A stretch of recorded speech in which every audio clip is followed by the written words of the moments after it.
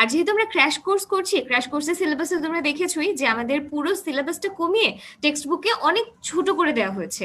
এই কারণে টেক্সট বুকে যেই লেসন গুলো আছে সেগুলোর গুরুত্ব কিন্তু ততটাই বেড়ে গেছে। তাহলে বুঝতেই পারছো যে প্রত্যেকটা যে লেসন আছে সেগুলো আমাদেরকে মনোযোগ দিয়ে পড়তে হবে। তো এখানে একটা ব্যাপার বলে রাখি, সো ইউনিট 1 এর আমাদের 3টা লেসন আছে। ইউনিট 1 এর লেসন আছে 1, 2 এবং 3। তো এই 3টা লেসনের মধ্যে আমরা ইউনিট 1 এর লেসন 2টা আজকে পড়বো। ইউনিট 1 এর লেসন 2। লেসন 2 এর দুটো পার্ট আছে এবং 3টা টেক্সট আছে। দুটো পার্টের মধ্যে প্রথমে আমরা নেলসন ম্যান্ডেলাকে নিয়ে পড়বো, তারপর আমরা ভ্যালেন্টিনা তেরেস্কোভাকে নিয়ে পড়বো এবং তারপর পড়বো কল্পনা চাওলাকে নিয়ে। এবং এই যে 3টা লেসন নিয়ে আমরা পড়বো, আমরা ফোকাস করবো যে আমরা প্রত্যেকটা সেন্টেন্সের অর্থ সহ শিখছি, আমরা ভোক্যাবুলারি গুলি শিখছি, কিভাবে আমরা প্রশ্নের উত্তর করব সেই প্রশ্নোত্তর শিখছি এবং এমসিকিউ প্র্যাকটিস করছি। সো এতে করে এই লেসন গুলো তোমাদের খুব ভালো করে পড়া হয়ে যাবে এবং এখান থেকে ওই কম্প্রিহেনশন অংশটার যে কোয়েশ্চেন গুলো আছে সেগুলো আনসার করতে তোমরা ভালো করে পারবে। তো এতটুকু পর্যন্ত তো আমরা ইন্ট্রোডাক্টরি কথাবার্তা বললাম। আমাকে একটু জানিও যে তোমরা আমার ক্লাসটা প্রপারলি দেখতে পাচ্ছ কিনা, শুনতে পাচ্ছ কিনা, তাহলে আমরা আমাদের পড়াশোনাটাতে এগিয়ে যাব। তো অনেকে আমাকে পরিচয়টা দিয়েছো, তোমাদের সবাইকে অনেক ধন্যবাদ। যেহেতু অলরেডি 1000-এর বেশি আছে, হয়তো আমি খুব বেশি কমেন্ট আজকে ক্লাসটাতে পড়তে পারবো না, কিন্তু আমি অবশ্যই দেখবো যে তোমরা কোনো প্রশ্ন করলে কি পরিমাণ উত্তর দিচ্ছ। তো আমরা চাই যে আমরা যত প্রশ্ন করব, যত উত্তর থাকবে, তত বেশি কিন্তু আমাদের এঙ্গেজমেন্টটা বাড়বে এবং আমি বুঝতে পারবো যে তোমরা ক্লাসটা করতে পারছো। ঠিক আছে, আমি অনেকের কাছ থেকে জানছি যে কাল ক্লাসটা ক্লিয়ার আছে। মহিমা, খুশি সাহা, তাজিম, তারপর জাবের, নাইম উদ্দিন সবাই বলছে ক্লিয়ার। তাহলে চলো আমরা আমাদের পড়াশোনাটা আজকে শুরু করি। তো আমরা প্রথমে কি পড়বো, যে Nelson Mandela from apartheid fighter to president. তো এখানে যেহেতু আমাদের 3টা প্যাসেজে আজকে বেশ হিস্টোরিক্যাল, সো কিছুটা হিস্টোরিক্যাল ব্যাকগ্রাউন্ডটা দিতে হয়, যদিও এটা ইংলিশের ক্ষেত্রে যে দরকার তা না, কিন্তু শব্দগুলো, ভোক্যাবুলারিটা জানার জন্য আমাদের এটা প্রয়োজন হয়। তো নেলসন ম্যান্ডেলা হচ্ছেন একজন সাউথ আফ্রিকান প্রেসিডেন্ট। অ্যাপারথাইড, এখানে বানানটা একটু খেয়াল করবে, APARTHEID, অ্যাপারথাইড। অ্যাপারথাইড মানে হচ্ছে সাউথ আফ্রিকাতে অনেক সাউথ আফ্রিকার যারা বসবাসী তারা কৃষ্ণাঙ্গ ছিলেন এবং সেখানে যারা শ্বেতাঙ্গ হোয়াইট পিপল যারা, তারা গিয়ে একটা রুল করেছিল, আইন করেছিল, যে আইনের মাধ্যমে যারা ওখানকার অধিবাসী কৃষ্ণাঙ্গ তাদেরকে আরেকটু সোশ্যাল ক্লাস বা তাদেরকে আরেকটু কম গুরুত্ব দেওয়া হয়েছিল এবং তারা দেখা যেত যে অনেক ক্ষেত্রে শোষিত হতেন কিংবা তাদেরকে অনেক সুযোগ সুবিধা থেকে বঞ্চিত করা হতো। এবং এই যে তাদের আইনটা ছিল, এটাই হচ্ছে অ্যাপারথাইড। তো নেলসন ম্যান্ডেলা এই অ্যাপারথাইড শেষ করার পিছনে তিনি অগ্রণী ভূমিকা রাখেন এবং সেখান থেকে তিনি সাউথ আফ্রিকার প্রেসিডেন্ট হয়েছিলেন। তো এটা নিয়ে মূলত, নেলসন ম্যান্ডেলাকে নিয়ে মূলত আমাদের আজকের পড়াশোনা, প্রথম প্যাসেজের পড়াশোনা। তো চলো আমরা শুরু করি। এখানে আমরা যে পড়াটা পড়বো এটা হচ্ছে রয়টার্সে, রয়টার্স হচ্ছে একটা সংবাদ সংস্থা, রয়টার্সে 15 ডিসেম্বর 2013-এ আসা এই আর্টিকেলটা আমরা পড়বো এবং এটা কোথায়, জোহানেসবার্গ থেকে এটা পোস্ট করা হয়েছিল। ঠিক আছে, তো তোমরা কোনো প্রশ্ন করলে কিন্তু আমাকে জানাবে। আচ্ছা, একজন বলেছে আর একটু আস্তে আস্তে বলতে। ঠিক আছে, আমরা মূল আলোচনাটা চলে গেলে আমরা একটু আস্তে আস্তে পড়বো। ঠিক আছে, এখন চলো আমরা যারা যারা ব্লার বলছো সেটা একটু দেখো, একটু তোমরা তোমাদের নেটওয়ার্কটা একটু ক্লিয়ার ট্রাই করো বা একটু চেক করো, কারণ আমার এন্ডে নেটওয়ার্কটা ঠিক আছে, আমি দেখতে পাচ্ছি। ওকে, তো আমরা শুরু করি। প্রথম সেন্টেন্সটা হচ্ছে, Nelson Mandela guided south Africa from the shekels of apartheid to a multiracial democracy as an icon of peace and reconciliation who came to embody the struggle for justice around the world. তো প্রথম সেন্টেন্সটাই কিন্তু বিশাল বড়, আমরা একটু ভেঙে ভেঙে পড়ি। এরকম যখনই তুমি বড় বড় সেন্টেন্স, স্কেরি সেন্টেন্সেস দেখবে, প্রথমেই তুমি কি করবে, ভেঙে ভেঙে পড়বে, তাহলে আমাদের জন্য পুরো অর্থটা বোঝা অনেকটাই সহজ হয়ে যাবে। তো Nelson Mandela guided south Africa, তাহলে নেলসন ম্যান্ডেলা কি করেছেন, সাউথ আফ্রিকা একটা দেশের নাম, সাউথ আফ্রিকাকে তিনি গাইড করেছেন। গাইড মানে হচ্ছে নির্দেশনা দেয়া বা কাউকে কোথাও পথ দেখিয়ে নিয়ে চলা, তো সেটাকে আমরা কি বলি, গাইড করা। তাহলে Nelson Mandela guided south Africa from the shekels, shekels শব্দটার অর্থ হচ্ছে শেকল থেকে কিংবা বাঁধন থেকে। এই যে ভোকাবুলারি গুলো কিন্তু আমি এখনই বলছি, যখন যখন বলছি লিখে রেখো খাতায়, তুমি খাতা কলম ছাড়া নিশ্চয়ই ক্লাস করতে আসো নাই। তো যখন যখন আমি একটা শব্দ বলছি সেটার অর্থ সহ লিখে রেখো। তাহলে from the shackles of apartheid to a multiracial democracy, তাহলে তিনি অ্যাপারটাইড থেকে একটা মাল্টিরেশিয়াল, মাল্টি মানে হচ্ছে বহু, রেশিয়াল মানে হচ্ছে বহু বর্ণ, অর্থাৎ যেখানে অ্যাপারটাইড ছিল একটা সাদা এবং কালো চামড়ার মানুষদের মধ্যে বৈষম্য, সেখান থেকে তিনি বহু বর্ণের একটা ডেমোক্রেসি কিংবা গণতন্ত্র প্রতিষ্ঠার পেছনে কাজ করেন। তাহলে ডেমোক্রেসি শব্দটার অর্থ কি বলতো আমাকে? গণতন্ত্র। ঠিক আছে, তোমরা কিন্তু এই যে এরকম করে, আমি অনেকে দেখছি সুন্দর করে লিখছো, তোমরা সবাই এভাবে করে শব্দের অর্থগুলো এখানেও লেখো এবং শব্দের অর্থগুলো তোমার খাতায়ও লেখো। তো আমরা কি বললাম যে নেলসন ম্যান্ডেলা সাউথ আফ্রিকাকে অ্যাপারটাইডের শেকল থেকে মুক্ত করে একটা বহু বর্ণবাদী ডেমোক্রেসি কিংবা কি বলে এটাকে, গণতন্ত্রের দিকে নিয়ে আসেন। As an icon of peace and reconciliation who came to embody the struggle for justice around the world. তো আইকন মানে হচ্ছে, যখন আমরা আইকন বলি বিভিন্ন রকমের অর্থ হতে পারে। আইকন শব্দটার অর্থ এখানে বোঝানো হচ্ছে তিনি একজন প্রতীক। আইকন শব্দটার অর্থ হচ্ছে প্রতীক। তিনি কিসের প্রতীক? শান্তি এবং সম্মিলনের প্রতীক হিসেবে। তাহলে পিস অ্যান্ড রিকনসিলিয়েশন, তিনি শান্তির প্রতীক হিসেবে এবং মানুষের মধ্যে সম্মিলনের প্রতীক হিসেবে পুরো পৃথিবীর যেই জাস্টিস বা ন্যায়ের জন্য স্ট্রাগল, ন্যায়ের জন্য সংগ্রাম, সেটার হয়ে কাজ করেন। তাহলে পুরো সেন্টেন্সটাকে যদি আমি একসাথে অর্থটা বোঝাই, নেলসন ম্যান্ডেলা সাউথ আফ্রিকাকে অ্যাপারথাইডের শেকল থেকে মুক্ত করে একটা বহু বর্ণবাদী গণতন্ত্রের দিকে নিয়ে আসেন বা ধাবিত করেন, এবং এই প্রক্রিয়াটাতে তিনি একজন শান্তির প্রতীক হিসেবে সারা পৃথিবীর মানুষ যারা কিনা ন্যায়ের জন্য সংগ্রাম করে তাদের প্রতীক হিসেবে তিনি এখানে কাজ করেছেন। তাহলে আমরা এখানে আশা করি বুঝতে পেরেছি। যে অনেকে বলছো 1 বছর পরে ইংলিশ ফার্স্ট পেপার বই ধরেছো, এটাই আমি বলছিলাম যে তুমি ইংলিশ ফার্স্ট পেপার বইটা অনেকে পড়ে না, এই এখন এসে আমরা ইংলিশ ফার্স্ট পেপার বইটা যাতে ভালো করে পড়ে ফেলি। তো এই লাইনটা আমরা বলেছি, প্রথম লাইনটা আশা করি বোঝা গেছে, যে আমরা বলেছি যে নেলসন ম্যান্ডেলা সাউথ আফ্রিকাকে কি করেছেন? অ্যাপারটাইডের শেকল থেকে মুক্ত করে একটা বহু বর্ণবাদী গণতন্ত্রের দিকে নিয়ে গেছেন, এবং এই প্রক্রিয়াটাতে তিনি একটা শান্তির প্রতীক হিসেবে পুরো পৃথিবীর সংগ্রাম বা সংগ্রামী মানুষের হয়ে দাঁড়িয়েছেন। তারপর আমরা পরের প্যাসেজটাতে, পরের প্যারাগ্রাফটাতে চলে আসি। Imprisoned for nearly 3 decades for his fight against white minority rule, Mandela never lost his resolve to fight for his people's emancipation. তাহলে দেখো প্রত্যেকটা সেন্টেন্সে কিন্তু একাধিক কঠিন কঠিন ভোকাবুলারি রয়েছে, তাই ভালো করে এগুলি অর্থগুলি লিখে রেখো। তো ইমপ্রিজেন্ট মানে হচ্ছে তাকে জেলে বন্দি করে রাখা হয়েছিল বা বন্দি ছিলেন তিনি কত? Nearly 3 decades. ডেকেড শব্দটা অর্থ হচ্ছে দশক। তাহলে প্রায় 3 দশক ধরে, অর্থাৎ প্রায় 30 বছর ধরে তাকে জেলে বন্দি করে রাখা হয়েছিল। কেন? কারণ for his fight against white minority rule. White minority rule মানে হচ্ছে বিভিন্ন জায়গাতে গিয়ে দেখা যায় যে যদিও যারা শ্বেতাঙ্গ তারা সংখ্যায় কম ছিলেন, মাইনরিটি ছিলেন বা অল্প সংখ্যায় ছিলেন, তারপরেও তারা গিয়ে কি করেছেন? মানুষের উপরে ডমিনেন্স করেছেন। অর্থাৎ যেখানে যেখানে হোয়াইট মানুষরা ওইখানকার অধিবাসী না হয়েও, স্থানীয় না হয়েও সেই জায়গাগুলোতে তাদের অধিবাসীদের উপরে স্থাপত্য বিস্তার করে, সেখানেই আমরা এটাকে হোয়াইট মাইনরিটি রুল বলছি। তাহলে Mandela never lost his resolve to fight for his people's emancipation. তাহলে রিজলভ মানে হচ্ছে সংকল্প। তাহলে আমরা এখানে কি দেখতে পাচ্ছি?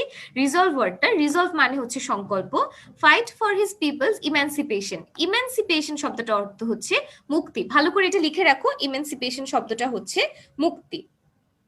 ঠিক আছে, তারপরে আমরা কি বলছি? যে ইমপ্রিজেন্ট ফর, তাহলে পুরো সেন্টেন্সটার বাংলা কি দাঁড়ায়? যে তিনি 30 বছর ধরে তার এই সাদা মানুষ কিংবা এই যে শ্বেতাঙ্গদের যেই প্রক্রিয়াটা, শ্বেতাঙ্গদের যে নিয়মটা, যেটাতে তারা অন্যান্য দেশের অধিবাসীদের উপরে আধিপত্য বিস্তার করে, এইটার এগেনস্টে, এইটার বিরুদ্ধে যে তিনি লড়াই করেছেন, সেটার কারণে তিনি প্রায় 30 বছর ধরে বন্দী ছিলেন। তারপরেও তিনি কখনোই মানুষের মুক্তির জন্য তার যে সংকল্প, সেই সংকল্পটা হারাননি। He never lost his resolve to fight for his people's emancipation. তারপর আসে কি? He was determined to bring down apartheid while avoiding a civil war. Civil war মানে হচ্ছে একটা দেশের ভিতরে যখন একটা যুদ্ধ লেগে যায় সেটাকে বলা হয় সিভিল ওয়ার, বা বাংলায় বলা হয় গৃহযুদ্ধ। গৃহযুদ্ধ। সো তিনি সংকল্পবদ্ধ ছিলেন। ডিটারমাইন্ড মানে হচ্ছে দৃঢ় সংকল্পবদ্ধ ছিলেন যে তিনি অ্যাপারটাইড বন্ধ করবেন এবং এমন ভাবে করবেন যাতে তার দেশের মধ্যে একটা গৃহযুদ্ধ না লাগে। His prestige and charisma helped him win the support of the world. Prestige মানে হচ্ছে তার সম্মান, এবং তার ক্যারিজমা মানে হচ্ছে তার যে বৈশিষ্ট্যগুলো, তার যে গুণাবলীগুলো, এগুলো তাকে পুরো পৃথিবীর থেকে সাপোর্ট বা সমর্থন যোগাতে সাহায্য করেছে। তো এই যে অংশটা আমরা এই স্লাইডটাতে দেখতে পাচ্ছি, এটার বাংলার অর্থটা যদি আমরা বলি, সেটা এরকম দাঁড়ায় যে নেলসন ম্যান্ডেলা সাউথ আফ্রিকাকে একটা অ্যাপার্থাইডের শেকল থেকে মুক্ত করে একটা বহু বর্ণবাদী গণতন্ত্রের দিকে নিয়ে যান, এবং তিনি যে এই প্রক্রিয়াটাতে একটা শান্তি এবং সম্মেলনের প্রতীক হলেন, এটা পুরো পৃথিবী জুড়ে ন্যায়ের পথে যে সংগ্রামটা আছে সেটাকেই বোঝাচ্ছে। এরপরে আমরা বলেছি যে 30 বছর ধরে তিনি যে হোয়াইট মাইনরিটি রুলের বিরুদ্ধে কাজ করছেন, এবং এ কারণে তিনি যে 30 বছর ধরে বন্দী ছিলেন, এই 30 বছর সময়কালেও তিনি কখনোই মানুষের মুক্তির জন্য তার যে সংকল্প সেটা হারাননি, এবং তিনি অ্যাপার্থাইডকে বন্ধ করার জন্য দৃঢ় সংকল্পবদ্ধ ছিলেন, এবং তিনি এটাও চাচ্ছিলেন যে তার দেশে যাতে কোনো গৃহযুদ্ধ না হয়। এবং এই পুরো ব্যাপারটাতে তার যে সম্মান, তার যে বৈশিষ্ট্য, তার যে গুণাবলী, সেগুলো তাকে পুরো পৃথিবীর সমর্থন পেতে সাহায্য করেছে। তো বন্ধুরা, আমরা প্রথম যে স্লাইডটা এটা আমরা পড়েছি, আমাকে একটু জানাও যে এতটুকু তোমরা বুঝতে পেরেছো কিনা। আচ্ছা, অনেকে বলছে যে কিছুটা আস্তে আস্তে পড়াতে, তাহলে আমরা হচ্ছে একটু আস্তে আস্তে পড়াই। তো একজন বলছো যে অ্যাপার্থাইড মানে জাতি বিদ্বেষ। অ্যাপার্থাইড অ্যাকচুয়ালি সাউথ আফ্রিকাতে তখন যে নিয়মটার মাধ্যমে, যে আইনটা করার মাধ্যমে সাউথ আফ্রিকানের অধিবাসী যারা দেখতে কালো ছিল, কালো একজন কৃষ্ণাঙ্গ ছিল, তাদের বিরুদ্ধে বা তাদেরকে দমন করার জন্য যে আইনটা ছিল সেটাকেই আমরা অ্যাপার্থাইড বলছি। তো এই আইনের বাতিল হওয়াটা বা এই ব্যাপারটা অথবা তাদের মধ্যে সমতা বিধান করাটাই হচ্ছে ব্রিঙ্গিং ডাউন অ্যাপার্থাইড বা অ্যাপার্থাইডটা বন্ধ করা। ঠিক আছে, তো অনেকে বলছো তোমরা বুঝেছো, ঠিক আছে। যারা যারা ক্লিয়ার বলছো তোমাদের সবাইকে অনেক ধন্যবাদ। ক্লাসটাতে তোমরা যদি আমাকে এটা জানাও, এটার মাধ্যমে কিন্তু আমরা একদম পুরোপুরি বুঝতে পারবো যে তোমরা আসলে যতটুকু পড়ছি বুঝতে পেরেছো, আর আমি আরো ধীরে ধীরে পড়াচ্ছি, কোনো অসুবিধা নাই। তো আমরা এখন একটা কোটেশন দেখতে পাচ্ছি, এই যে প্রথমে দুটো কোটেশন মার্ক, এটা মানে হচ্ছে নেলসন ম্যান্ডেলা একটা কথা বলেছেন, সেটা ডিরেক্টলি এখানে কোট করা হয়েছে। তিনি বলেছেন যে I hate race discrimination most intensely and in all its manifestations. I have fought it all during my life. I will fight it now and will do so until the end of my days. Mandela said in his acceptance speech on becoming South Africa's first black president in 1994. তো আমরা এটাও কিন্তু অনেক বড় sentence, ভেঙে ভেঙে পড়ি। I hate race discrimination. Race মানে হচ্ছে বর্ণ, এবং ডিসক্রিমিনেশন মানে হচ্ছে বৈষম্য। তাহলে তিনি বলেছেন I hate race discrimination most intensely. তিনি বলছেন যে আমি বর্ণ বৈষম্য খুবই কঠিনভাবে কিংবা খুবই গভীরভাবে ঘৃণা করি। তাহলে তিনি কি বলেছেন যে তিনি বর্ণ বৈষম্যকে গভীরভাবে ঘৃণা করেন। And in all it's manifestation, manifestation শব্দটার অর্থ হচ্ছে প্রকাশভঙ্গি বা প্রকাশ করা, অর্থাৎ যেখানে যেভাবেই বর্ণ বৈষম্যের প্রকাশ আছে তিনি সেটাকে গভীরভাবে ঘৃণা করেন। I have fought it all during my life. আমি আমার পুরো জীবনে বর্ণ বৈষম্যের বিরুদ্ধে সংগ্রাম করেছি। I will fight it now. আমি এখনো এর বিরুদ্ধে সংগ্রাম করব। And will do so until the end of my days. এবং আমি আমার জীবনের শেষ পর্যন্ত এটা করে যাব। তাহলে তিনি বলেছেন যে কি, যে তিনি বর্ণ বৈষম্যকে তার জীবনে সবচেয়ে গভীরভাবে ঘৃণা করেন, এবং এর সব ধরনের বহিঃপ্রকাশকে তিনি ঘৃণা করেন। তিনি এটাকে তার সারা জীবন ধরে সংগ্রাম করেছেন এর বিরুদ্ধে, এখনো করবেন, এবং তার জীবনের শেষ পর্যন্ত তিনি করবেন। Mandela said in his acceptance speech on becoming South Africa's first black president in 1994, 1994 সালে তিনি যখন সাউথ আফ্রিকার প্রথম কৃষ্ণাঙ্গ প্রেসিডেন্ট হলেন, তখন তার যে প্রথম স্পিচ, অ্যাকসেপ্টেন্স স্পিচ, অর্থাৎ তিনি হওয়ার পরে যে প্রথম স্পিচটা দিয়েছেন, তখন তিনি এই কথাটা বলেছিলেন। তিনি আরো কি বলেছিলেন? The time for the healing of the wounds has come. Wounds মানে হচ্ছে আঘাত, অর্থাৎ এতদিন ধরে যত আঘাত ছিল সেই আঘাতটা ভালো হয়। হিল মানে হচ্ছে ভালো হয়ে যাওয়া, সুস্থ হয়ে যাওয়া, অর্থাৎ তিনি যে আঘাতগুলো পেয়েছেন সেই আঘাতগুলো সুস্থ হয়ে যাওয়ার সময়টা এসেছে। The moment to bridge the chasms that divide us has come. তাহলে ব্রিজ মানে হচ্ছে কোনো কিছুর মধ্যে সংযোগ করা, সংযুক্ত করা, জোড়া লাগানো।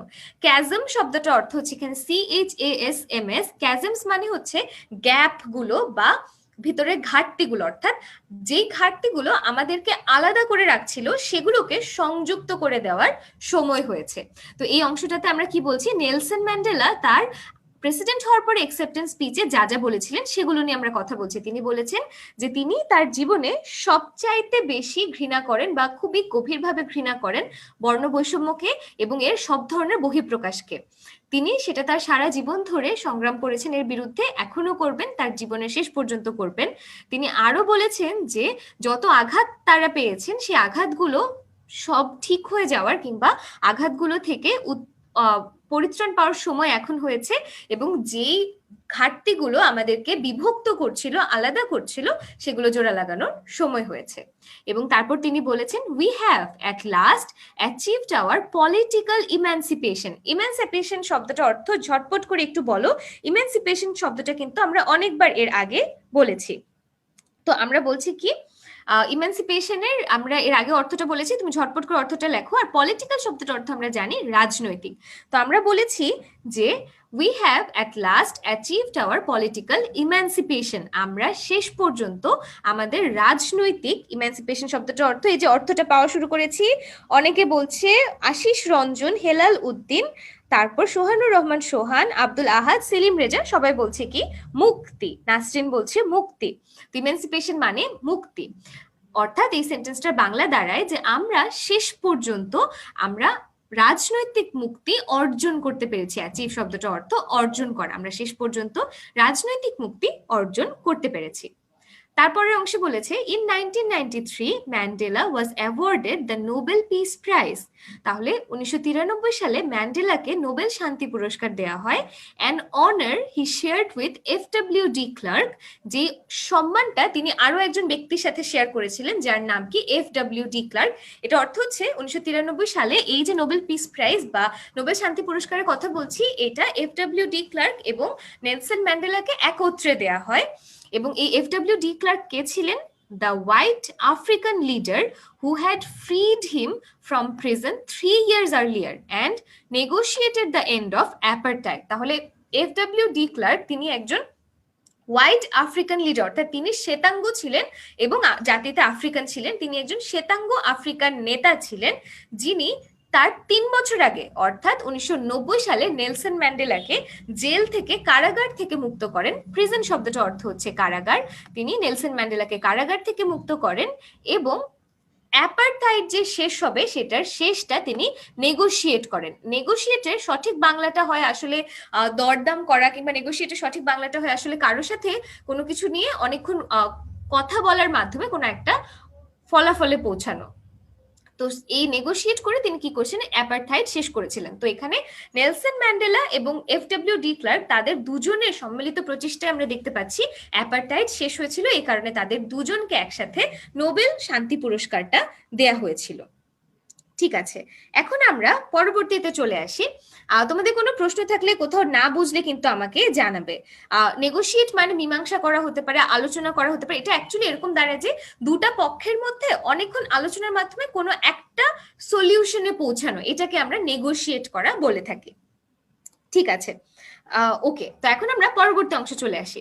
Mandela went on to play a prominent role on the world stage as an advocate of human dignity in the face of challenges ranging from political repression to AIDS। তো যখন তিনি মুক্ত হলেন কারাগার থেকে, এরপরে তিনি পুরো পৃথিবীর যে স্টেজ, মানে তো আমরা জানি মঞ্চ, পৃথিবীর মঞ্চ মানে হচ্ছে তিনি তো প্রথমে সাউথ আফ্রিকার মানুষের জন্য কাজ করছিলেন। তারপরে তিনি কারাগার থেকে মুক্ত হওয়ার পরে তিনি পুরো পৃথিবী জুড়ে মানুষের রাইটস, মানুষের যে ডিগনিটি, মানুষের সম্মান, সেটা নিয়ে কাজ করা শুরু করেন। কেমন কেমন চ্যালেঞ্জ বা তিনি মোকাবিলা করেছেন সেগুলো হচ্ছে পলিটিক্যাল রিপ্রেশন, অর্থাৎ বিভিন্ন দেশে যে মানুষের বিরুদ্ধে রাজনৈতিক রিপ্রেশন, রাজনৈতিক শোষণ করা হতো, সেখান থেকে শুরু করে এইডস পর্যন্ত বিভিন্ন চ্যালেঞ্জের বিরুদ্ধে তিনি মানুষের হয়ে মোকাবেলা করেছেন। অলরাইট, তাহলে I got broads in Atlanta, just took the lean in the family, credit cards and the scammers, hitting the licks in the band.